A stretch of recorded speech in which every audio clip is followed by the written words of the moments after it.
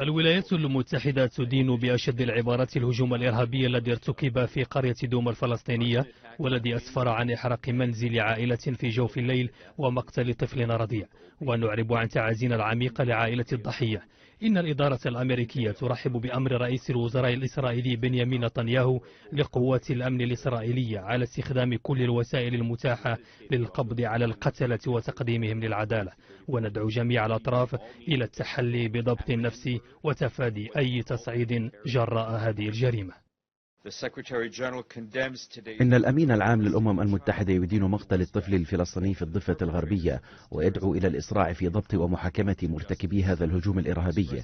إن الأمم المتحدة ترى أن سبب هذه الجريمة المأساوية يعود إلى أعمال العنف المتكررة من جانب المستوطنين وعدم تلقيهم ردا مناسبا من قبل السلطات الإسرائيلية. إنها حالة يجب وضع حد لها، فقد أدى غياب العملية السياسية إلى جانب نسف منازل الفلسطينيين إلى تنامي النزاعات المتطرفة من كلا الطرفين. وهذا الوضع يهدد التطلع المشروع للشعب الفلسطيني إلى امتلاك دولته، كما أنه يهدد أمن الشعب الإسرائيلي أيضا. إن الأمين العام يدعو كلا الطرفين إلى اتخاذ خطوات جريئة للعودة إلى طريق السلام وتفادي التصعيد والتوتر.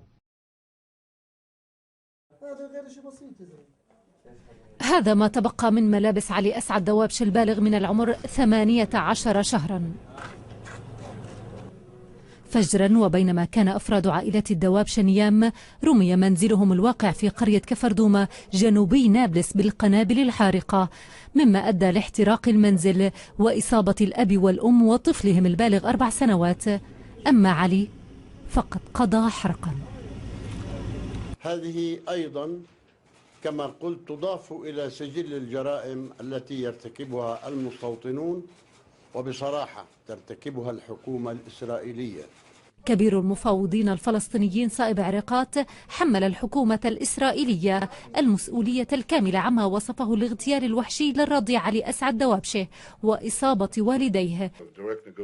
رئيس الوزراء الإسرائيلي بنيامين نتنياهو وصف الجريمة بأنها عمل إرهابي وطالب بإلقاء القبض على القتلة، وتعهدت حكومته بتقديم الجنى للعدالة، فيما يرى الفلسطينيون أن الجريمة تكمن بالاحتلال نفسه وباعتداءات المستوطنين عليهم وعلى أراضيهم.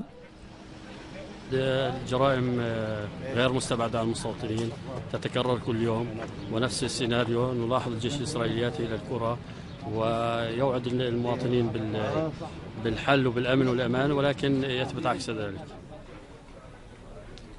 الجناة تركوا آثارا على جريمتهم حين كتبوا عبارات كراهية وعنصرية تدعو للانتقام، والتي استخدمت في السابق من قبل مستوطنين متطرفين بعد حرق مساجد والاعتداء على فلسطينيين خلال السنوات الماضية.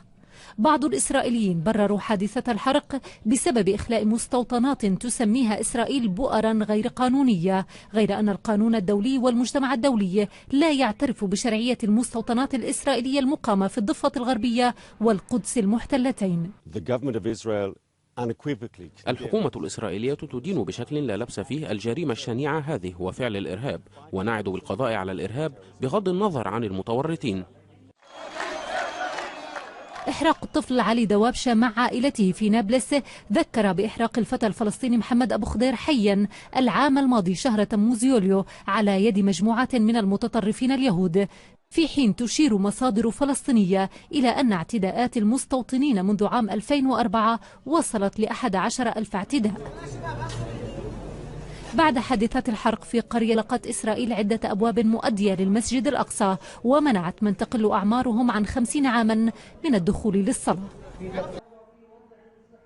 حادثة حرق الطفل علي الذي عرف الموت قبل أن يعرف الحياة قد لا تكون الأخيرة، ولكنها جاءت في ظل وجود احتقان فلسطيني متراكم بسبب اقتحام باحة المسجد الأقصى قبل أيام، مما يجعلها شرارة قد تؤدي إلى المزيد من المواجهات وأحداث العنف التي قد تنفجر في أي لحظة.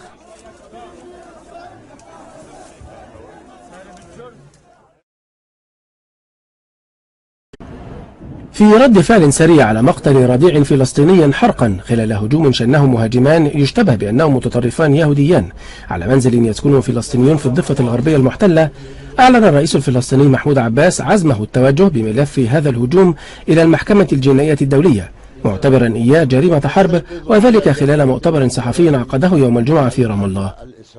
إنها جريمة حرب وجريمة إنسانية في وقت معا، وبالتالي نحن لن نسكت إطلاقا ما دام هذا الاستيطان موجودا وما دام الاحتلال موجودا، فستبقى مثل هذه الأعمال. نحن نحضر ملف هذه الجريمة وما سبقها من جرائم فورا، سنرسلها إلى محكمة الجنايات الدولية، ولن يوقفنا أي شيء أو أي مانع للذهاب إلى الشكوى هناك. وأصدرت الرئاسة الفلسطينية بيانا قالت فيه إن هذه الجريمة ما كانت لتحدث لولا إصرار الحكومة الإسرائيلية على الاستمرار في سياسة الاستيطان وحماية المستوطنين. من جانبه أدان وزير الدفاع الإسرائيلي موشي يعلون الهجوم، واعتبره عملا إرهابيا لا يمكن التسامح بشأنه، مشيرا إلى أن الحكومة الإسرائيلية تبذل قصارى جهودها لإلقاء القبض على مرتكبي مثل هذه الجرائم. وخرج عدة مئات من الفلسطينيين في مسيرة خلال جنازة الرضيع وطالبوا بالثأر، بينما جابوا قرية دوما بالنعش الذي حمل جثمان الرضيع الملفوف بالعلم الفلسطيني قبل دفنه. كان المهاجمان قد أحرقا المنزل الواقع بقرية دوما القريبة من نابلس بالضفة الغربية، مما أدى إلى مقتل الرضيع علي الدوابشة البالغ من العمر 18 شهرا، بينما كان أفراد أسرته نائمين، مما أدى إلى إصابة والديه وشقيقه بجروح خطيرة. وكتبت كلمة انتقام بالعبرية على جدار المنزل من الخارج. وهذا هو أسوأ هجوم ينفذه متطرفون إسرائيليون منذ إحراق شاب فلسطيني حتى الموت، ردا على مقتل 3 إسرائيليين على يد خاطفيهم الفلسطينيين في الضفة الغربية العام الماضي. خالد حسين، رويترز. قتل الطفل الفلسطيني علي سعد دوابشة البالغ من العمر 1.5 عام حرقا، وأصيب والداه وشقيقه بجروح ليلة الخميس الجمعة حين هاجم مستوطنون منزلهم في الضفة الغربية المحتلة وأشعلوا فيه النار، في عمل وصفته إسرائيل بأنه إرهابي، وأعلنت السلطة الفلسطينية أنها تريد إحالته أمام القضاء الدولي. ومن النادر أن تطلق إسرائيل صفة عمل إرهابي على مثل هذه الهجمات، إلا أن ذلك لم يحل دون أن تعلن منظمة التحرير الفلسطينية أنها تحمل حكومة رئيس الوزراء الإسرائيلي بنيامين نتنياهو المسؤولية الكاملة عن مقتل الطفل. الشعب الفلسطيني لن يقف مكتوف الأيدي إزاء هذه الجرائم، وسيرد على هذه الجريمة بحجم الجريمة التي ارتكبت بحق هذا الطفل. وفيما أعلن الرئيس الفلسطيني محمود عباس أنه ينوي التوجه إلى المحكمة الجنائية الدولية، واصفا ما حصل بأنه جريمة حرب جديدة، توعدت حركة الجهاد الإسلامي خلال تظاهرات نظمتها في جباليا شمال قطاع غزة بأن الرد لن يتأخر. الرد على إرهاب المستوطنين وعلى إرهاب الاحتلال لن يتأخر، سيأتي في أي لحظة، سيقع هذا الرد في أي لحظة، وعلى إسرائيل أن تتحمل تداعيات هذه الجريمة كاملة. هتافات تدعو إلى وقف المفاوضات والتنسيق الأمني مع إسرائيل والانتقام من المستوطنين.